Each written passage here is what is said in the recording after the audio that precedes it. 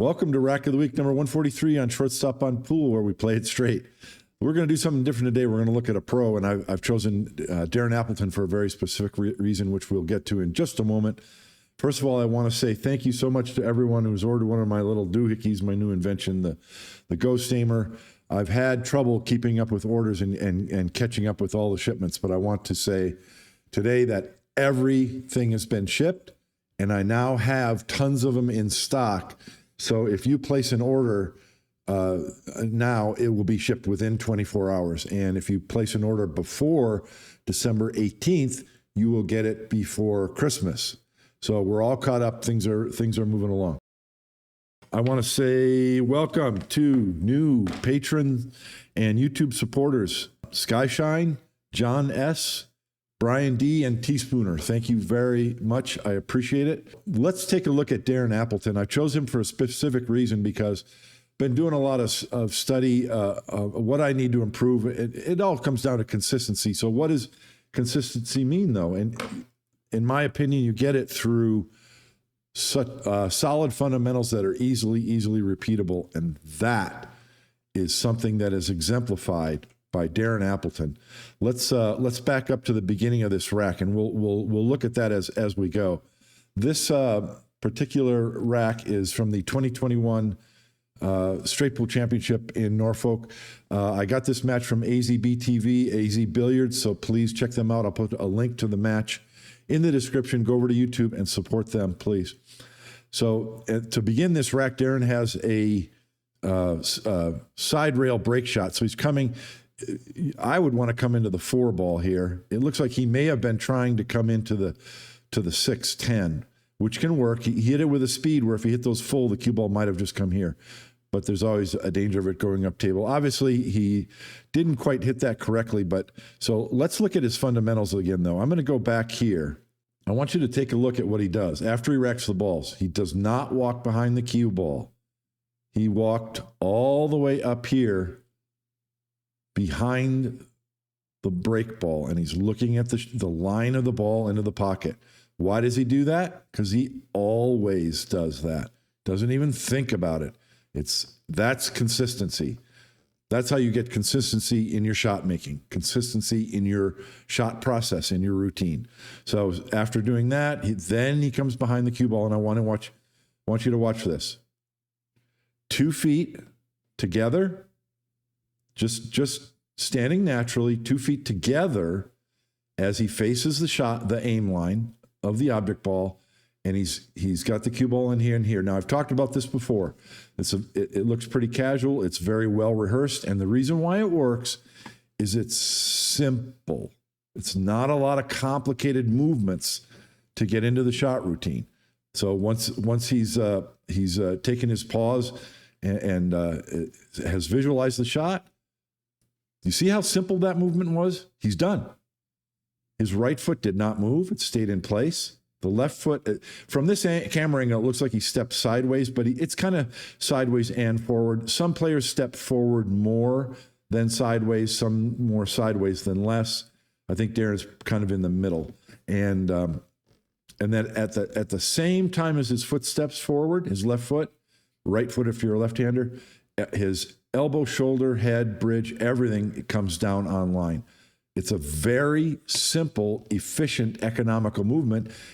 And because it's that way, it's easy to reproduce on every single shot.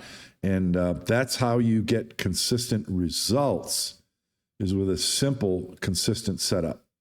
Now, in this case, he did miss the rack, but he didn't scratch. And we're going to see a couple of safeties by Darren, and Corey Deuel is his opponent.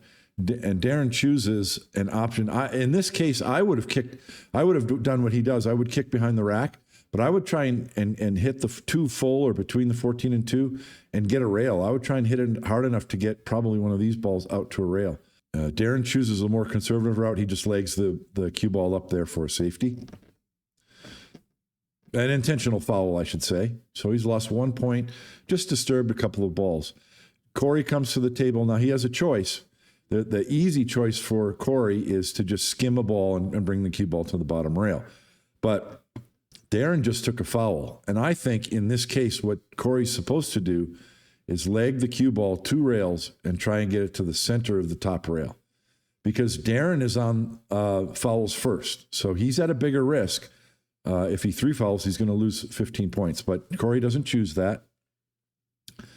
And you can see here, if Corey would have gotten the cue ball to the bottom of the center rail, it would be harder for Darren to do what he does, which is just go off this 5 and get a rail. He doesn't want to go off the 4 because the bottom row balls are frozen, and that would make this last ball come out here and leave a shot. So that's a good shot.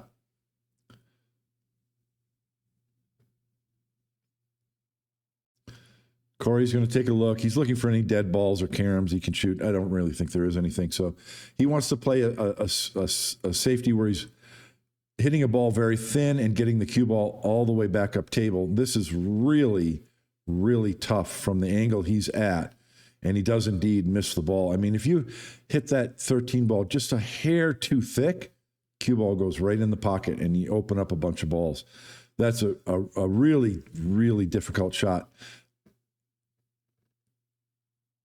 Now, because Corey took the first foul this time, Darren's going to reply, and this is what you're supposed to do, to the center of the top rail. You don't want the cue ball over on either side because then your opponent has an angle to hit a ball and come all the way back up table. So this makes it, again, Corey's going to attempt the same shot, and it's still pretty difficult from this angle. And this time, instead of hitting it too thin, he hits it too thick, causing the cue ball to come just to center table and opening up a ball. If he hit that thinner, the cue ball would have stopped right up here. I'm going to hit pause real quick because Darren got right on the shot. I call this Rack of the Week Darren Delivers. I talked about his stance already, and you'll see that exact same stance on every single shot. But what that stance does also is it makes him extremely solid at the table. And what I mean is, his body, his head, arm, and body doesn't move. It's like a rock at the table. And that allows him to keep his upper arm still and just swing that lower arm and swing the cue. And that's what delivers mean. He delivers his cue tip. As a player, you don't have any control over anything. No balls, not even the cue ball. All you're controlling is the cue tip. And Darren delivers his cue tip through the cue ball and follows through, and then the cue ball finishes on the table. And that's what I mean by cue delivers. And he does that on every shot, whether it's a hard shot or soft shot. Now, here, this is a rebreak. Darren's going to put a full draw stroke on this. Rebreak means he's not necessarily playing position for anything. It's kind of like the opening or the beginning break shot of each rack where you're just trying to control the cue ball and get some balls open, and you're not sure what shot you're going to shoot next. But watch the powerful stroke and watch his cue tip. Strong deliver, and that everything stays still at the end of the delivery. That's what you have. You have to deliver the cue, and then everything freezes. And that's how you have a consistent delivery. Darren has already seen what to do here. Let me hit pause real quick. He got an excellent result in that there's no 2 balls touching. So you're looking for a break ball and you're looking for any problems to deal with. Obviously, he has the 6, the 15, and the 8 can all become break balls. This 4 ball below the rack can become a break ball. But the only problem on the table is these 2. They're just a little bit tied up. And Darren instantly saw what I call a 3-shot sequence. You could call it a 2-shot sequence. And that is an angle on this stripe in the corner allows him to bump the 15 or the 8, whatever he wants to do. And then you have an insurance ball on the 14 back this way. And that is it for the problems in that rack. This rack, it's solved. And you're going to see Darren go through the rest of the rack in almost no time at all. But if you can recognize that opportunity, which Darren did instantly, the entire rack is simple because you solve your problem immediately in 2 shots, and there's your break ball. And he's going to nudge the 15. So now the 8 ball is the break ball. And I paused it for a second because the 8 ball is the break ball. He doesn't have a key ball up here, but this is very natural for the 15 to be the key ball. Because if you get an angle over here, you just bounce off the rail and you're on your break shot. Alternatively, the next best key ball would be the 9. But he's not going to play that. And part of the reason is you can divide these balls into two halves. You have the balls above the rack and the balls below the rack. Darren sees that. So this is just an ideal rack because there's no perimeter balls except for these two. Usually you want to shoot your perimeter balls first, work outside in. Well, there aren't any perimeter balls, but except for the one and the, is that the 3? Yeah, the 3. Oh, the 9 and the 3, except for these two. And those are part of the lower balls. So he's going to eliminate these 5 balls. And then you have balls in the center of the table, which allow you to pivot. So these are kind of what we call pivot balls. You're going to pivot from one side to the other and use one of these balls as a K2 to pivot over for the 15 to bounce off the rail for your break shot. This is really standard straight pull, and it happens in a lot of racks. And if you can make it happen, you're just going to have such an easy route to get into the next rack. So this is obvious. I've talked about this in my straight pull book and in other racks. How do you clear these balls? You go side to side. He's going to shoot a ball this way, then a ball this way. Then he actually shoots 2 this way and then 1 back this way.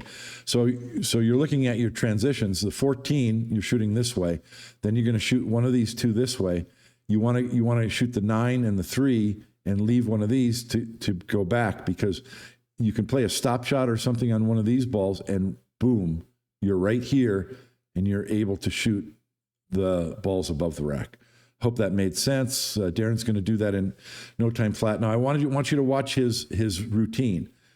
Okay, he did that extremely quickly. Usually, he doesn't do it that quickly. Usually, he will stand with both feet together, fully upright, and look at the shot before he bends down. But this is so simple. Watch what he does after the 2 ball, though. He doesn't stay down. Deliver the cue and it finishes, then stand up and then get back down. Deliver the cue, finish on the table. He's going to do the same thing here. The reason why he's able to do it fast is because what I've mentioned. See how he stood upright and looked at it and then came down into the shot? The reason why it looks like he's shooting fast is because his shot routine can be executed fast because it's simple. Joshua Filler does the same thing. So had he been straighter, he might have stayed on that side, but he had an angle, so it came over here. Totally natural position, just come off the rail. Look, watch. Stand fully upright, away from the table, and then just a little step to step into the shot. And he's just going to bring the cue ball right where I said. He's going to take a minute to look at this. So now this is the end pattern. And the end pattern is 4 balls in the center of the table that are all wide open. You just can't get any better than that. The only thing that could be better is if the 15 ball was like right here. Then he could play these in a simple fashion to land dead straight and have a stop shot. That would be the only thing that'd be better, and it's just marginally better. This is just ideal. Look at these 4 balls. Darren has a shot on the 6 in the side, the 10 in this corner, the 7 in this corner, and this other stripe in this side. He could shoot any one of these balls right now. They're all open. So there's a numerous ways to run these. I'm going to disagree with how he did it, and I bet Darren would disagree too, because he takes a look at this, and I think the best pattern is what he tries to do. He's going to shoot the dead straight in shot first. Now, you wouldn't have to do this. I kind of like this. I like shooting the 6 first, because you have a little angle, and you'll just bring the cue ball down here to get straight in on this ball. Because after shooting this ball on the side, you're going to be straight. You can just roll forward to here.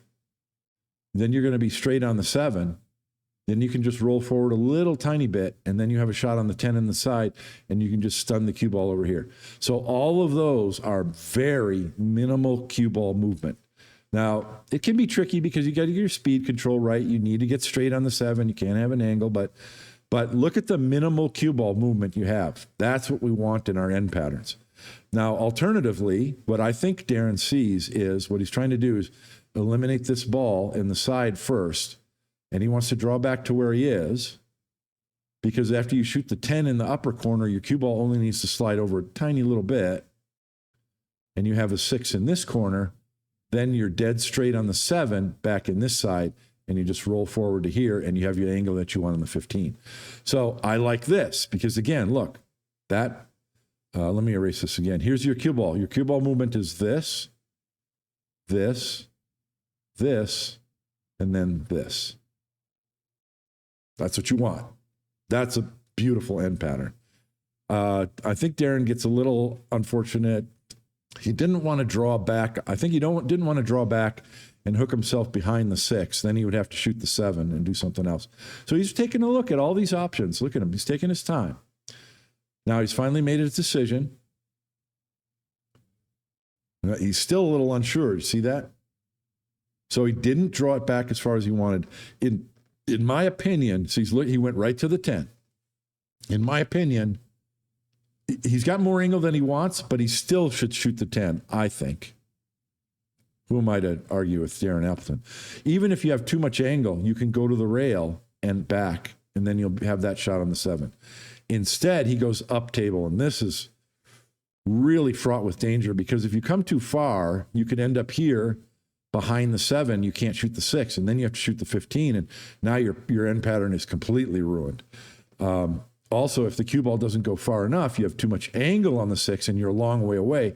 So how do you play position on the 7? You're going to end up having to try and hold it here or go 2 rails over to here to get a shot on the 7. Look at the amount of cue ball movement that's happening now compared to the 2 options I showed earlier. You've got to make the best with what you've got, and that's what Darren decided to go this way. Now, he's really taking a look at this. He's taking his time and making sure that that's what he wants. But then he stands fully upright. You see him stroking his cue there? While he's standing upright, visualizing the shot, then a simple step forward, and everything comes into line all in one motion. And now, because he was straight enough on the 6, he could hold the cue ball here. And this is ideal. He can, again, go up table and back. He chooses the route that I really like, which is watch the cue ball curve. He's going to draw it to the side rail and out. And this can be a little tricky because you're worried about that scratch, but once you practice this, you see how the cue ball kind of went forward and then it curved and then came back? Practice that shot. It's really important in straight pull. You can use that a lot. And so now he's got an angle for an easy bounce out. Watch the rack again. In fact, go back and watch the match and just watch how Darren's approach, how he studies the rack, makes his decisions. When he's ready to shoot, he looks at the object ball of the pocket, comes behind the cue ball, standing fully upright, visualizes, and then it's a very simple, economical movement. Left foot forward and everything down in line. And that's on purpose. That takes a lot of practice to get that. And I'm really identifying with this rack because that's something I'm struggling with.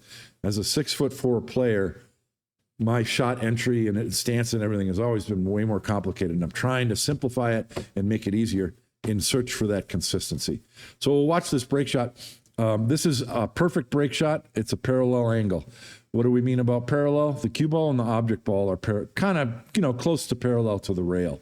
And what that actually does for him is, if you look at the shot line to the pocket, the ghost ball's here. So even though the cue ball and the break ball are parallel, the aim line is this way. Whoops, my cue ball, my yellow line got crooked. The aim line is this way. That makes this an inside angle cut shot, which means the cue ball retains more than half of the energy to help open the rack. It's the perfect break shot angle. Now, I would go forward on this shot, and Darren does my favorite, which is power draw to the side rail. Look at that. I'll let you guys play that again. But he hit the 2-ball full, and the cue ball curved like this, and then came back out. That was an excellent rack by Darren Appleton. I hope you guys enjoyed that. Take that to heart. Work on your fundamentals because that's where consistency is. Consistent and simply repeatable fundamentals in order to have consistent outcomes with your shot making. That's where my mindset's at right now. Where's yours? I hope you like that. And thank you for watching. See you next week on Rack of the Week. Bye.